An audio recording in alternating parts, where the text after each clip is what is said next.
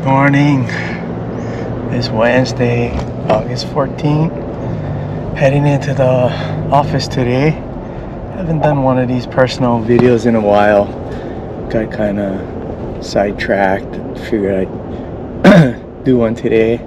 Some things going on with work and stuff, yeah. So driving into the office today. Got another kind of vendor meeting. Got a breakfast meeting, so this one's over at Liha Bakery, one of the vendors that I always meet up with in that conference in Vegas over the summer. They come over every quarter or so they like to meet for breakfast, and Liha Bakery is their hangout, so we always meet there. I'm not thrilled about it because I don't want to just driving for that, but I do have I gotta run an interview today, so I gotta be in the office anyway, so timing works out pretty good. So go to the breakfast, a little while after that I got the interview, and then probably be a lunchtime, but I don't know, depends what I have for breakfast, if I stick around and have lunch with the guys or not. I got a couple more interviews tomorrow too, to hire a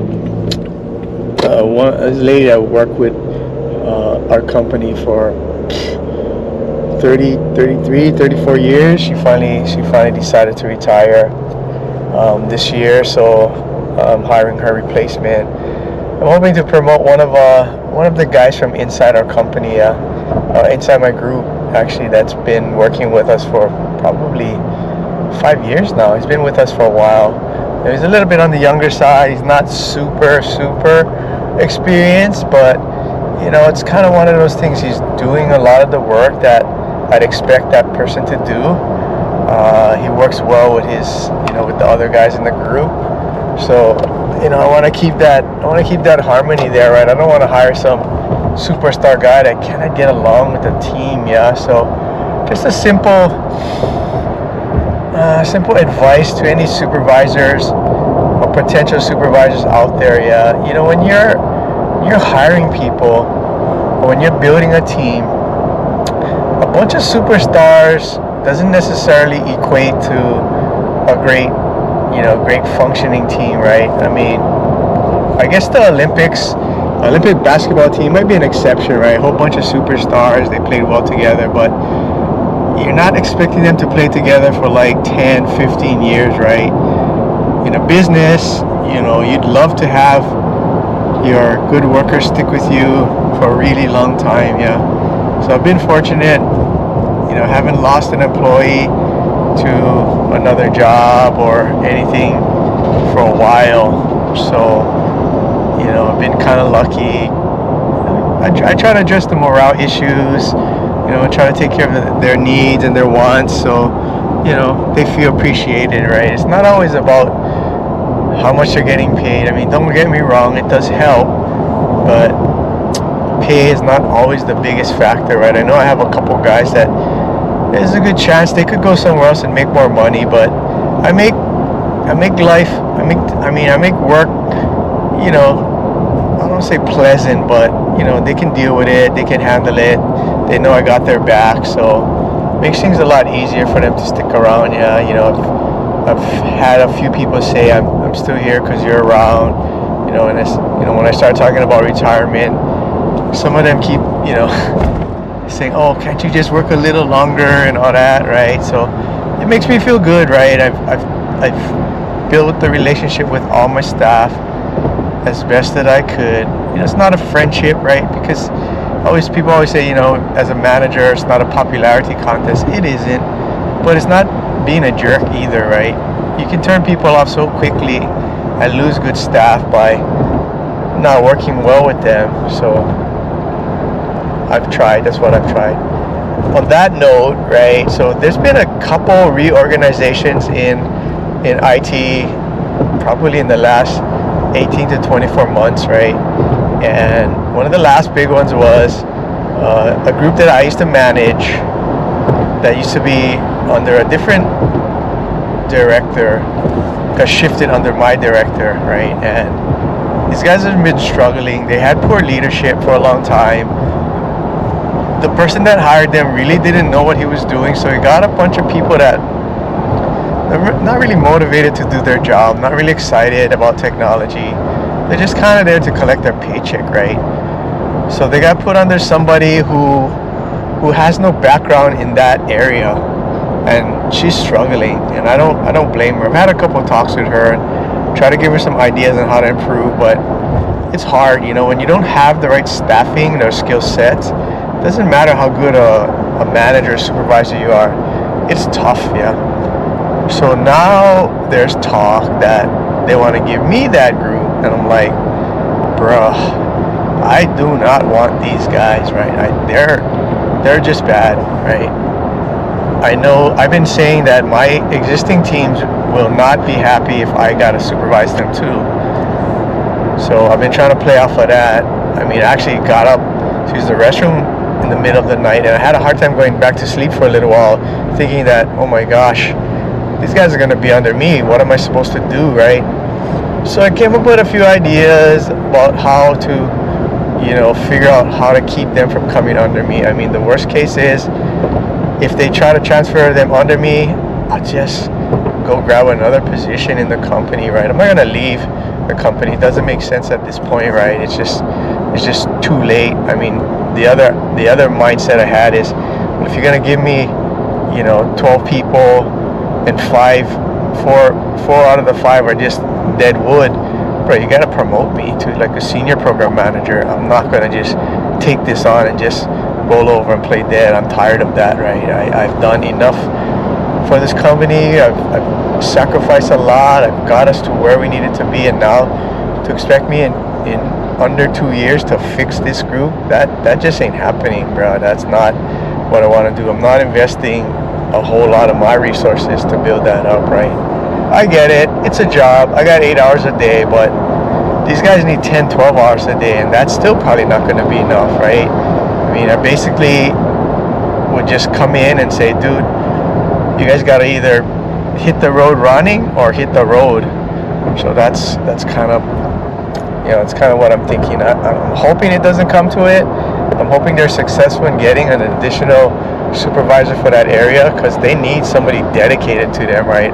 I'm not going to be able to fix them, no matter what those guys think. I can make them a little better, but still not going to be enough. Anyway, enough about that crappy stuff. So getting excited, right? Today's the 14th. I compete in 15 days, a little over 2 weeks in Vegas. I've been training hard. I've been dieting hard, right? This morning I hit 131. I know it's probably not ideal for me to lose more weight, but I'm feeling good about my weight. I mean, you can physically see the changes, right? So I used to have a little bit of not a big stomach, not a big gut, but just enough that you could tell it's there. But now it's pretty much almost gone. So feeling good about that, right? So Paz asked me, so after you compete, are you still gonna diet like this? I go, well, I think for meals that I have at home, I'm gonna try to continue to eat what I'm eating now, right? It's not exciting, but it's healthy, and it's helping me to get physically in shape, more than what I was, right? Initially I tried eating fruits for dinner, but I think I was eating too much fruit and didn't have any protein. So a friend of mine said, well, where's your protein? So as soon as I started to shift my dinner to some protein and like broccoli or spinach, and the weight really started to go down a lot more consistently. So the diet has been strong, right? Been very focused.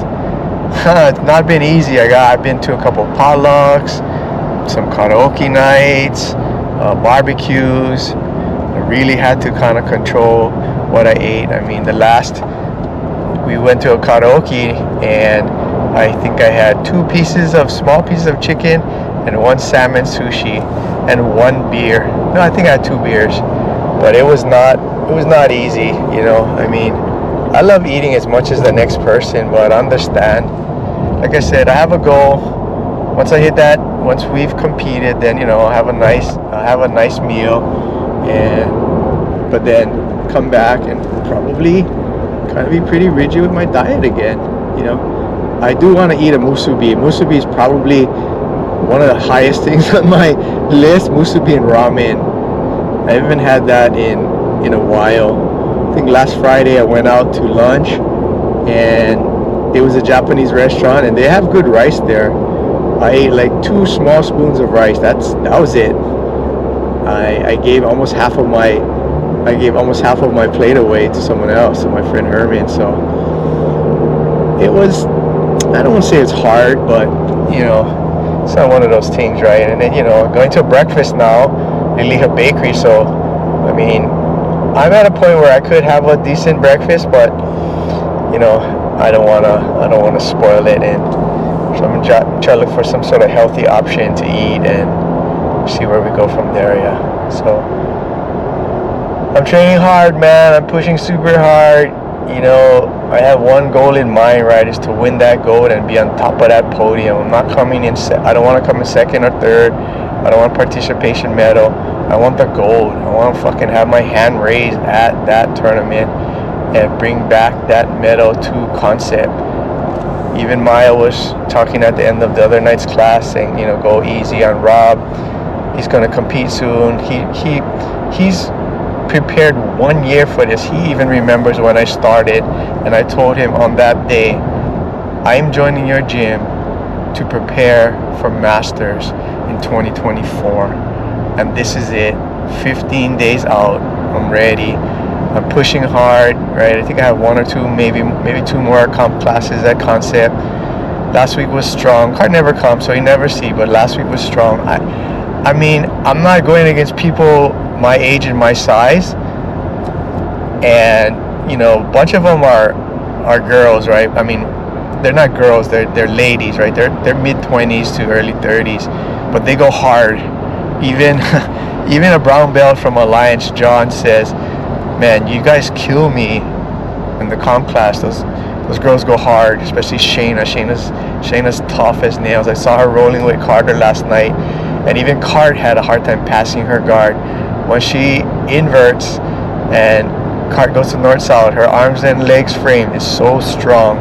So when he had a hard time passing that, I didn't feel bad, because I always deal with that. But my pressure on her, sometimes she kind of gives up, because I don't give up, right? I can't give up now. I'm pushing super hard. So I got to do it.